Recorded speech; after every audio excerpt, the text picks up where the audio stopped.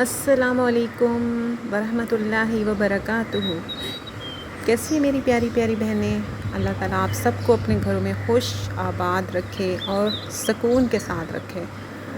جیسا کہ آپ کو پتہ ہے کہ آج کل ہمارے معاشرے میں بہت زیادہ جو ہے نا دوسروں کو بے عزت کرنا اور عزت نہ کرنا، اس طرح کے مسائل بہت زیادہ چل رہے ہیں۔ اس سے ہمارے سسرال میں، ہمارے آس پاس جو عورتیں باہر مطلب جا کے آفیسز میں کام کر رہی ہیں، اسکول میں کام کر رہی ہیں، وہاں جیلسی ہے، ایک دوسرے کی عزت نہیں ہے۔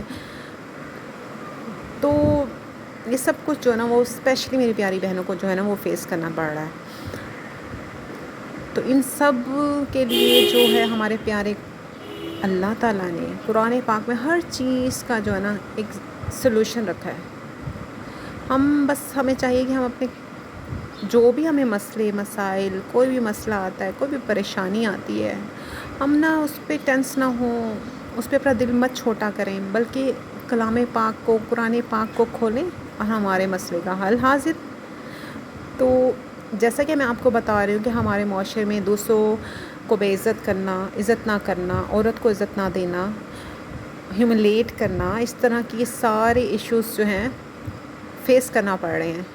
تو میں آج آپ کو اسی سے ریلیٹ کرتی ہوئی ایک پیاری سی جو ہے نا وہ دعا بتاؤں گی، جو کہ میں نے قرآن پاک سے لی ہے اور میں نے اپنی زندگی میں اس کو شامل کیا، مطلب کہ اس کو شامل کیا۔ میں بھی بہت پریشان رہتی تھی اور اس طرح کے بہت سے مسائل مجھے سوسائٹی میں پیش آ رہے تھے، کیونکہ میں جو بھی آپ کو دعا بتاتی ہوں نا وہ میں اپنی پرسنل اپنا جو ایکسپیریمنٹ ہے اس سے لے کر بتاتی ہوں۔ سو پیاری بہنوں، آپ قرآن پاک کی سورت ہے 28ویں پارے میں سورۃ التحریم، اس کو لیں، اس کو آپ عشاء کی نماز کے بعد ایک دفعہ پڑھ لیں یا جب آپ کو ٹائم ہو۔ میں وظائف نہیں بتاؤں گی جو مجھے بھی مشکل لگیں، اس طرح جب مجھے جو چیز مشکل لگ رہی ہے، ٹائم فکس کرنا، ایک جگہ فکس کرنا، آپ کو بھی لگے گی۔ آپ جو ہے نا بس عشاء کی نماز کے بعد زیادہ تر تو ہے کہ ایک دفعہ پڑھ لیں اور اپنے اوپر تو پھونک لیں اس کو، ادروائز جو ہے وہ جس ٹائم آپ کو ٹائم ملے وہ پڑھ لیں۔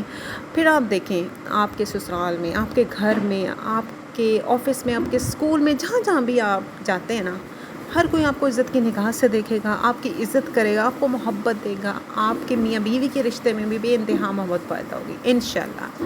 اپنی دعاؤں میں یاد رکھیے گا۔ اللہ حافظ۔